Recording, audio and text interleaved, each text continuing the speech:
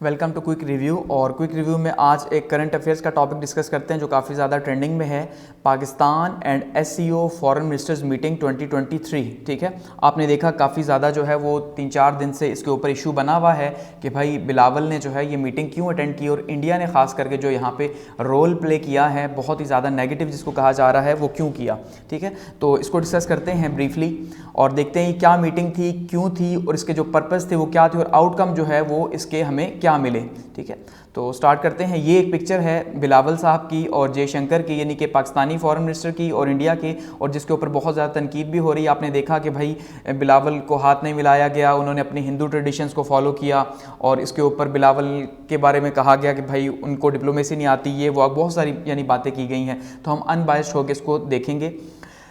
सबसे पहले देखिए ये है क्या है, ये कि ये एससीओ की मीटिंग थी जिसमें जो है वो पाकिस्तान ने शिरकत की थी। तो एससीओ क्या है, शंघाई कोऑपरेशन ऑर्गेनाइजेशन। इसके ऊपर ऑलरेडी जो है वो वीडियो बनी हुई है, आईआर के अंदर भी प्लेलिस्ट में आप देख सकते हैं और पॉल साइंस के अंदर भी आपको जो है वो देखने को मिलेगी। तो शंघाई कोऑपरेशन ऑर्गेनाइजेशन क्या है, सिंपली कि इसमें देखिए जो एससीओ, ये जो आपको कंट्रीज दिखाई दे रहे हैं यहाँ पे, ये 8 कंट्रीज जो हैं वो एससीओ का हिस्सा हैं। स्टार्ट में ये 5 थे, ठीक है, और 4 थे उससे भी पहले। तो उसके बाद आहिस्ता को जो है वो बढ़ाया गया इनकी तादाद को, जिसका पर्पस अगर हम देखें तो एक पर्पस जो है वो डिफेंस था स्टार्ट में, उसके बाद जो है वो कल्चरल और यहाँ पे अगर हम कहें तो इकोनॉमिक जो है वो रिलेशंस बिल्ड करना था इन कंट्रीज के बीच में। ठीक है, यानी कि एक तंजीम है, सिंपली सेंट्रल एशिया की या साउथ एशिया की कंट्रीज की मिला के एक तंजीम है।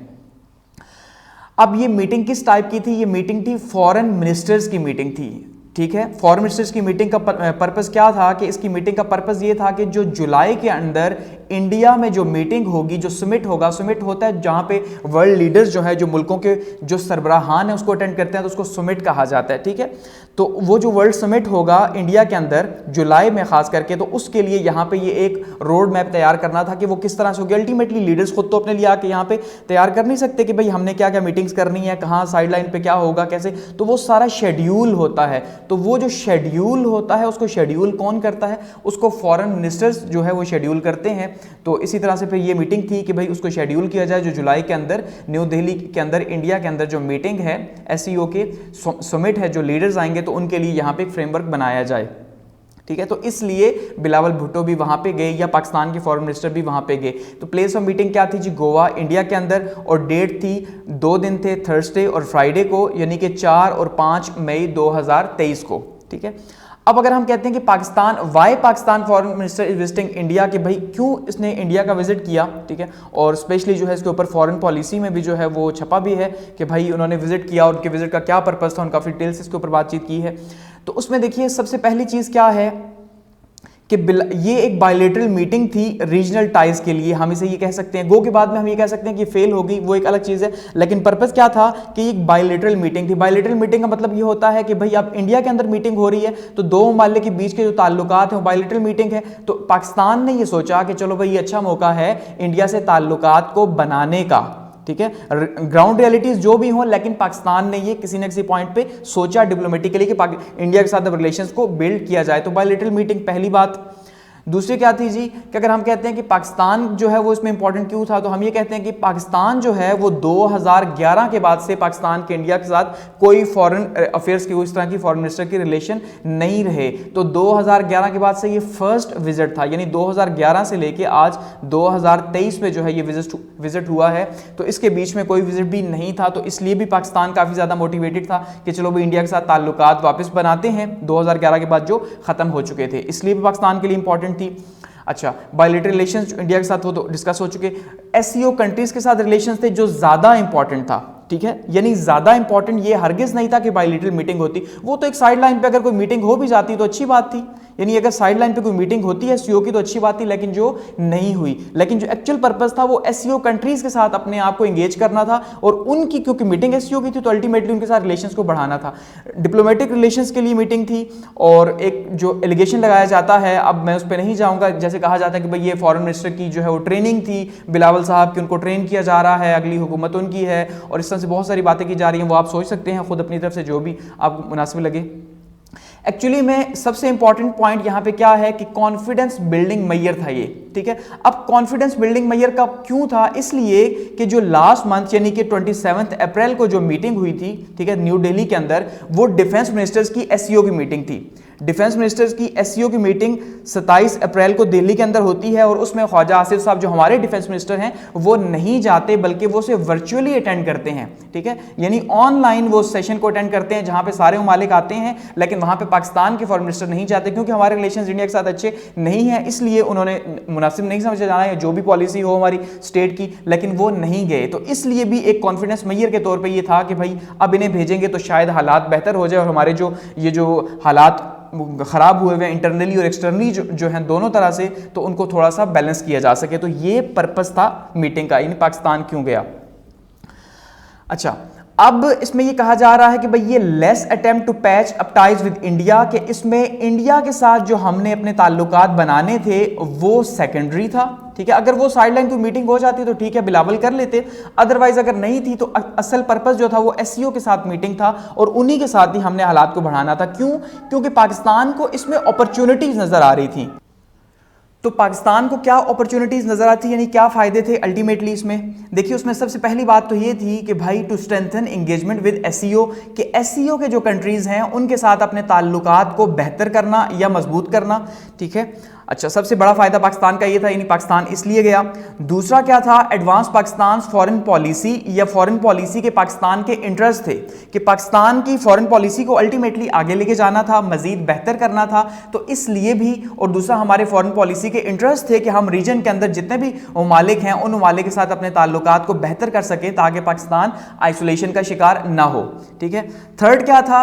चाइना एंड रशिया जो हैं वो पाकिस्तान के क्लोज एलाइज हैं अब, यानी कि अब पहले रशिया तो अल्टीमेटली इंडिया के साथ भी ज्यादा झुकाव था, लेकिन हम ये जानते हैं कि अब इंडिया जो है उसकी ज्यादा कुछ जो दोस्ती है वो रशिया के साथ तो अल्टीमेटली है ही है, लेकिन यहां पे यूएस के साथ ज्यादा है, ठीक है, यूएस के साथ ज्यादा। इसलिए अब रशिया ने जो है वो पिछले कुछ सालों में, खास करके 2014 से, ये ऑलरेडी मैं पाकिस्तान और रशिया रिलेशंस में डिस्कस डिटेल से कर चुका हूं, तो रशिया के साथ 2014 के बाद पाकिस्तान के ताल्लुकात काफी बेहतर हुए जनरल राहील शरीफ साहब के टाइम से, ठीक है, तो उसके साथ काफी बेहतर हुए थे और आहिस्ता आहिस्ता वो आगे बढ़ रहे थे। तो इसलिए अब चाइना तो ऑलरेडी पाकिस्तान का फ्रेंड है, तो रशिया भी है, तो इसलिए पाकिस्तान ने ये अपॉर्चुनिटी जो है वो हासिल करनी थी कि दोनों के साथ मजीद जो है वो अपनी फ्रेंडली रिलेशंस को आगे बढ़ाए, ये भी एम था, ठीक है। इसके अलावा क्या अपॉर्चुनिटी थी?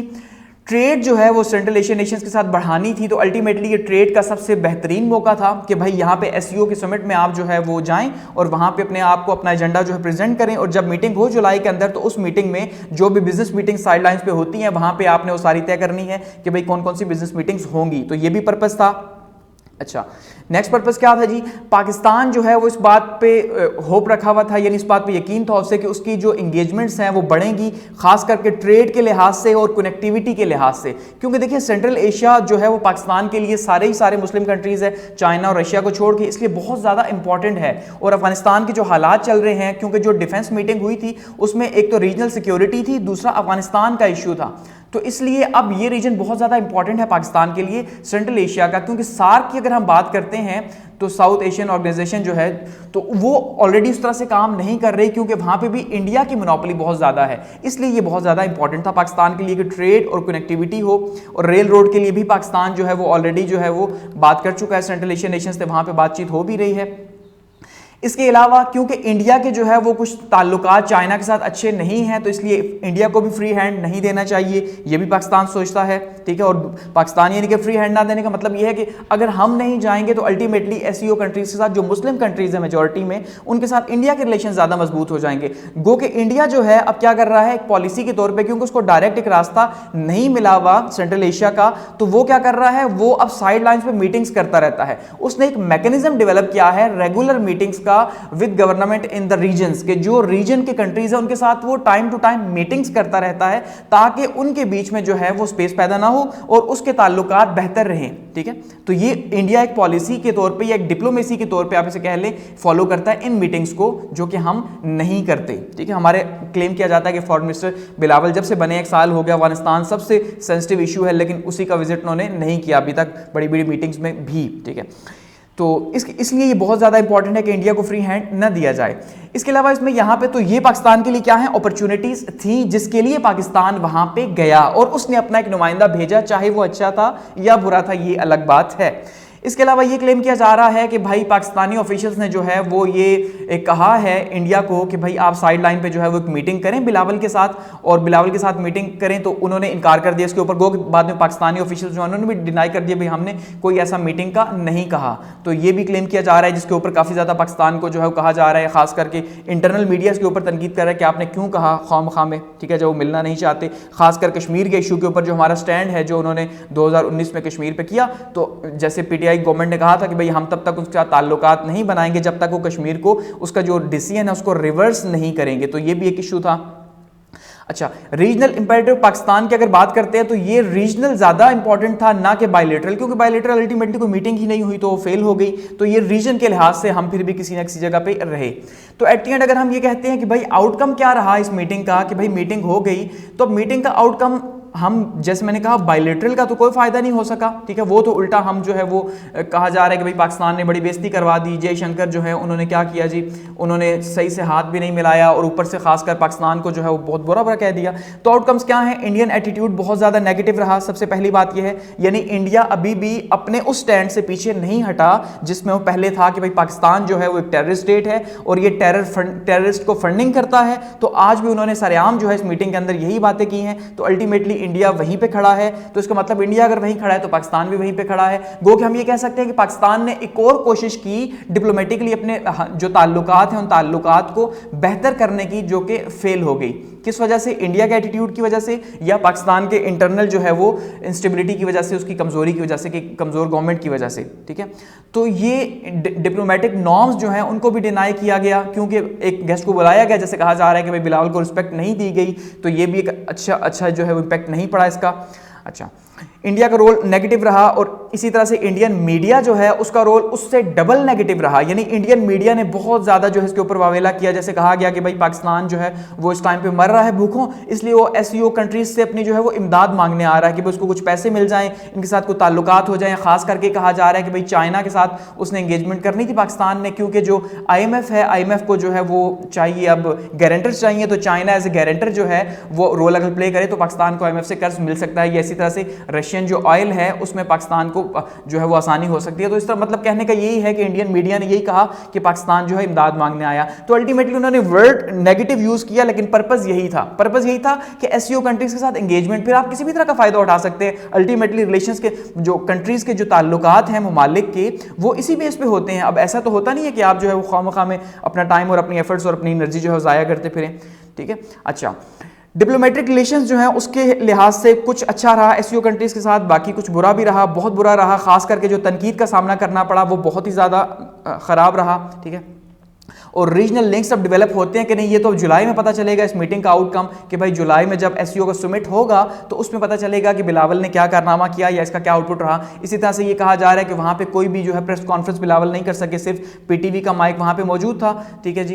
तो उसके ऊपर भी कहा गया कि भाई इसका मतलब मीडिया से बात ही नहीं हुई बिलावल की। इसका मतलब यह है कि हमने एक अनट्रेंड बंदा भेज दिया, किसके सामने, जयशंकर के सामने या उन मजे हुए डिप्लोमेट्स के सामने कि जो अपने मुल्क को वहाँ पे रिप्रेजेंट नहीं कर सका बेहतर तरीके से। तो ये पाकिस्तान की इंसल्ट जो है वो हुई है, ये कहा जा रहा है, ठीक है।